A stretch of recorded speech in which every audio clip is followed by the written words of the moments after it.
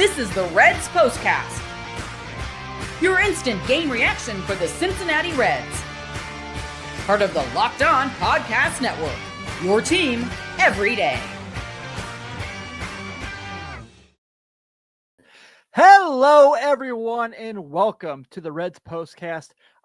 Your live reaction show to each and every Cincinnati Reds game. I am Tim Daniel. I've been covering the Cincinnati Reds in podcast form for 5 years on publications such as the Riverfront and Late Night Reds. If you are subscribed to our channel, you can also check out Jeff and Steve Monday through Friday as they do the big picture for the games this week, as I strictly give you the post-game recap. Thank you guys so much for hanging out tonight, and I know tonight is another brutal night as the Cincinnati Reds lose 1-0. And I forgot to put up my thing. So, all right, that's the wrong one. Let's go ahead and get this corrected here. All right. So, okay. Well, it's not there either. Great. On a roll today, just like the Reds. So, on today's show, it's Groundhog Day. Again, we're going to discuss the fact that the Cincinnati Reds can't seem to get out of their own way. Bunting seems to be an issue that they like to have. Don't know why they like to do that. And then as well, we're going to get into yet another Nick Lodolo game that has been really, really disappointing. So with that being said, here's what we're talking about. This is what you'll be talking about. What we'll be talking about is, simply put, will they be able to hit again? Right now, this has been really bad, right? This has been as atrocious gets. The Cincinnati Reds are now the second team since 1920. Yes, you heard that correctly. 1920, the live ball era, to get shut out in 3 straight games, 1-0.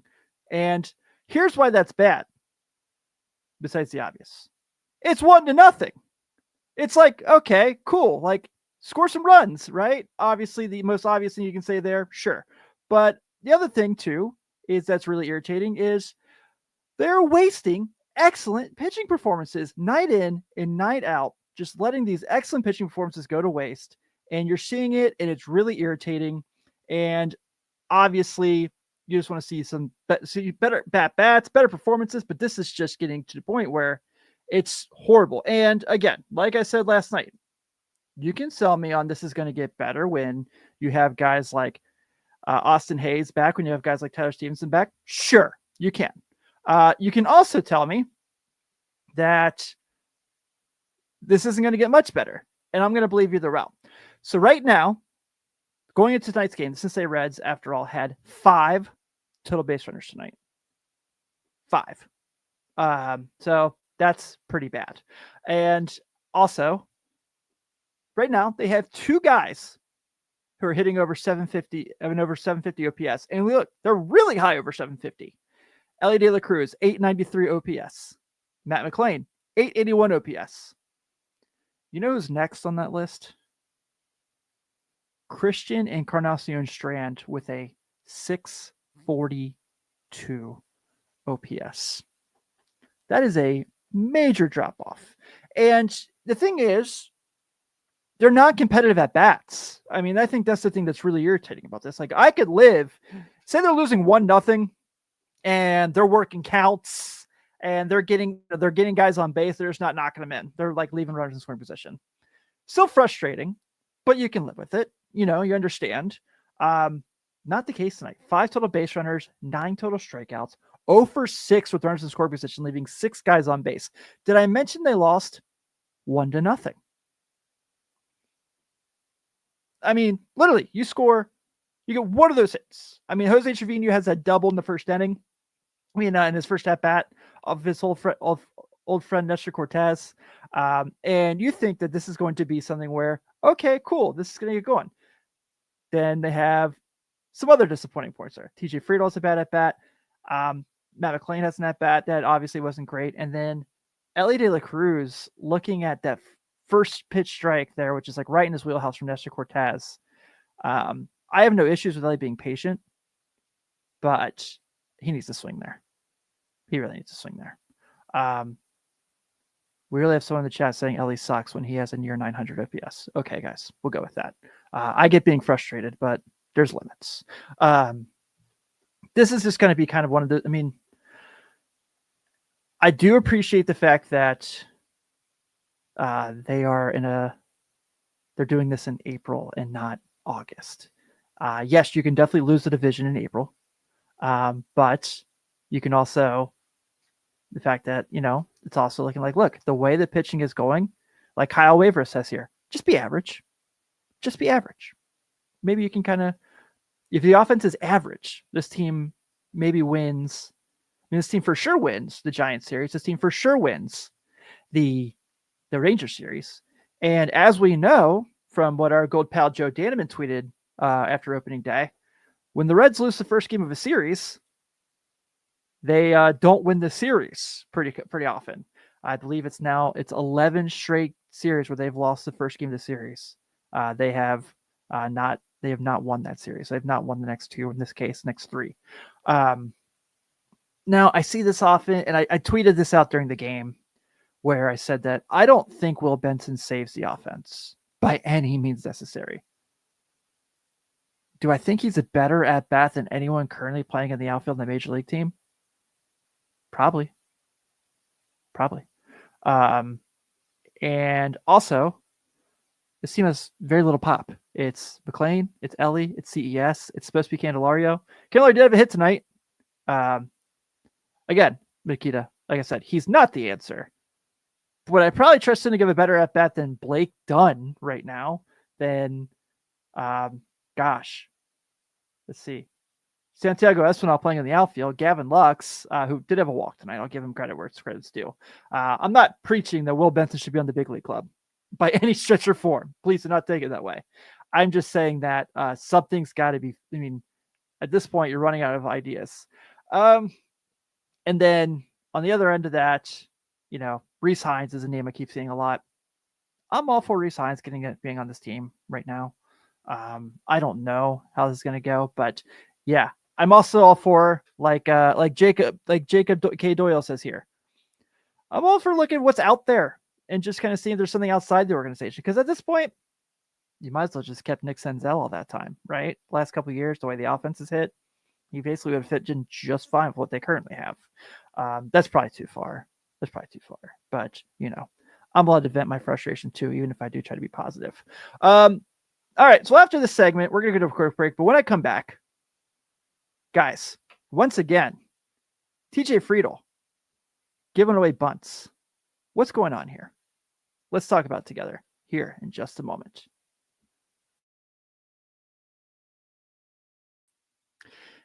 Ever check your bank account and wonder, where did all my money go?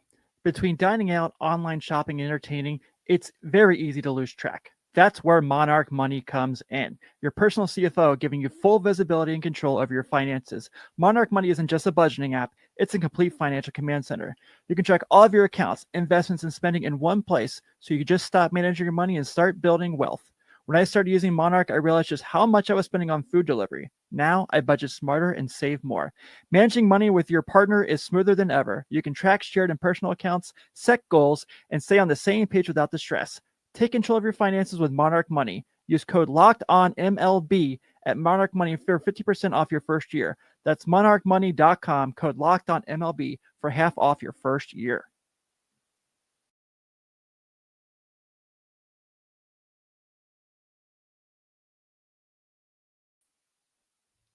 Looking for a snack that's both delicious and nutritious? Crack in a good source of protein with Wonderful Pistachios. Wonderful Pistachios are one of the highest protein nuts. Each 1 ounce serving has 6 grams of protein, giving you over 10% of your daily value. Plus, they're packed with fiber and better for you unsaturated fats to help keep you feeling fuller longer. Personally, I love the no shells variety. It's the perfect grab and go snack for busy days. Whether I'm snacking at my desk, on a road trip, or just need a quick protein boost, they're always my go-to. And if you love cracking open every shell for that satisfying crunch, the end shell options are a classic favorite. Get snacking and cracking. Visit with the snack that packs a protein punch. Visit wonderfulpistachios.com to learn more.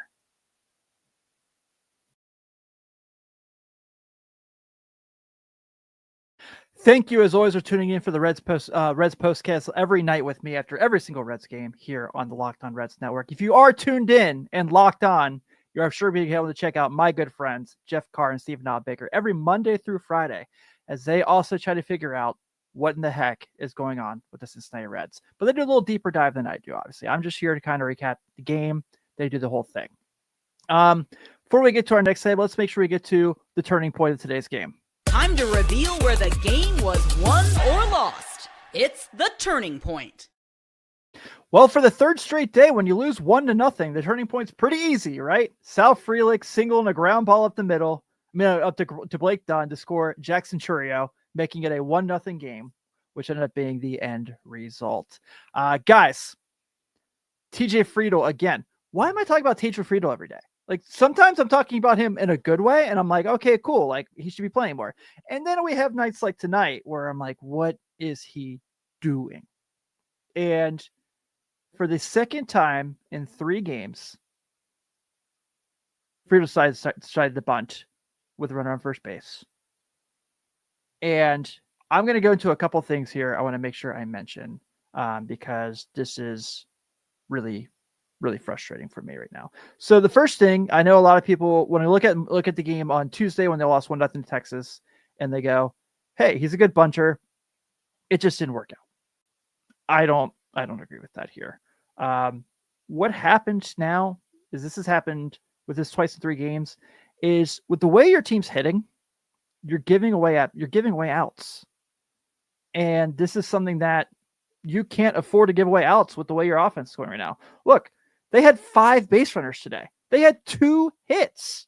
No bueno, guys. No bueno whatsoever. My buddy, Reds fan Brandon, took a snapshot of TJ Friedel's Baseball Savant page. So the first part is the decision making.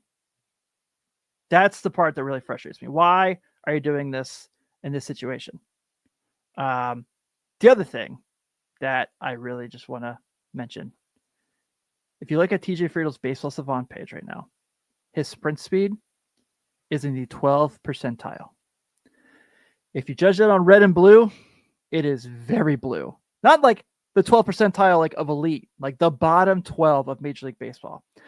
We all joked when the show came out this year that TJ Friedel's speed was a 41. Right now he's running like he's a 32. I'm joking, but it's terrible. Obviously, there's that part there. And then also the fact that TJ Friedl right now is rocking a solid 477 OPS leading off for this team. And Terry Francona flat out said, you are my leadoff guy. I need you to be on base 2 times a game. That's not happening. He did get a walk tonight. He was one of the base runners. That's great. But otherwise, just not providing the spark this team needs whatsoever. And obviously that's really frustrating because of everything going on with the team. I don't know. I don't think this is like a situation where you're just going to see this all the time. I think this is going to get a little bit better as the year goes on. I mean, like I said, like Kyle said, just like have the offense score a couple runs and you're in pretty good shape right now.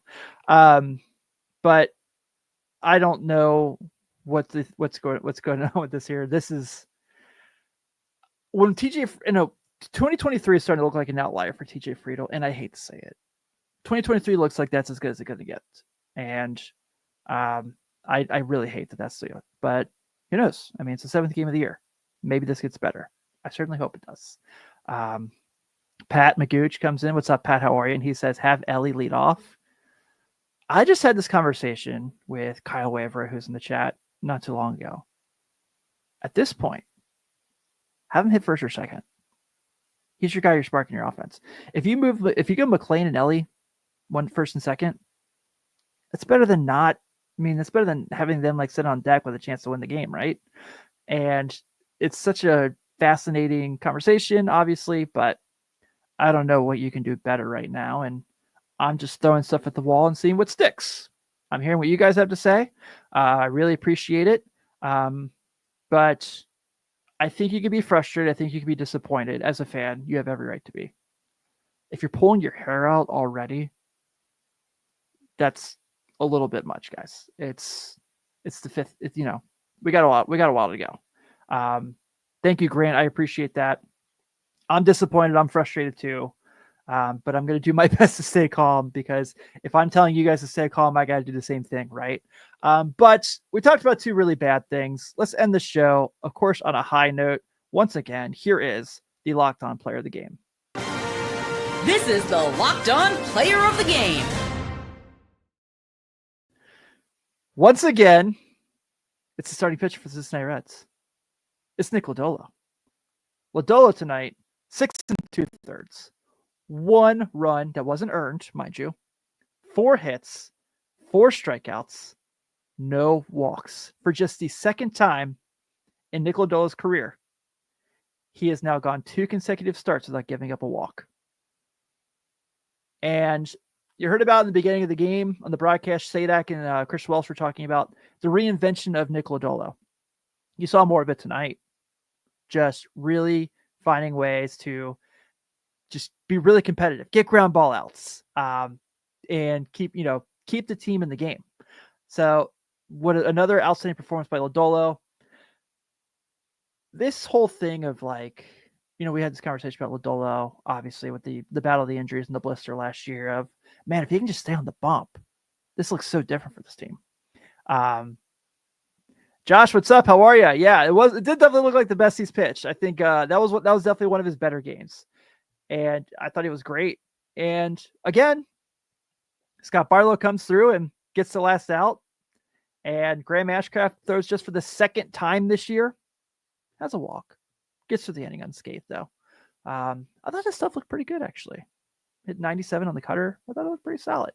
But yeah, Nick Lodolo, another great outing, man. So this is just going to be a thing where if these guys can just find, because I don't think the starting pitching may not have a stretch like this by any means for the year.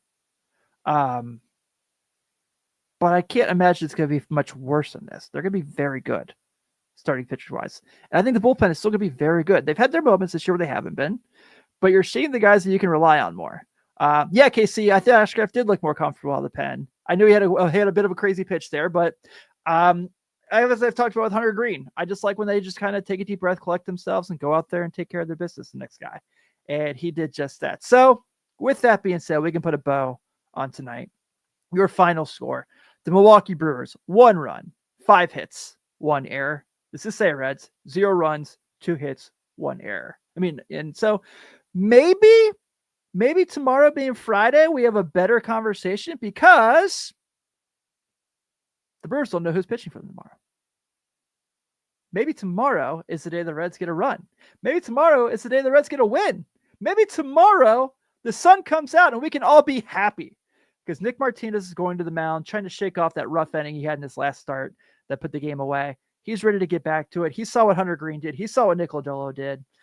He wants to piggyback off that as well. He wants to do his thing. And right now the Brewers starting pitcher is to be determined. So if Milwaukee wants to throw a bullpen day, hey, their offense isn't very good either, guys. I mean, it was bad for the Reds. It wasn't much better for them either. So let's see how that shakes out. But we're going to go ahead and wrap this up. I will be back tomorrow night, a little bit of a later one, 8:10 first pitch tomorrow night. So maybe about 10:45 or so I'll be on if you guys want to come hang out with me. And hopefully we're finally celebrating a Reds win again, or I don't know, a Reds run. If they lose tomorrow 3-2 and they store runs, I'll be happy with that. But this is going to be a lot of fun. Thank you guys so much. Be sure to check out Jeff and Steve later on today here on Locked On Reds as well. And I will see you guys all tomorrow. Go Reds.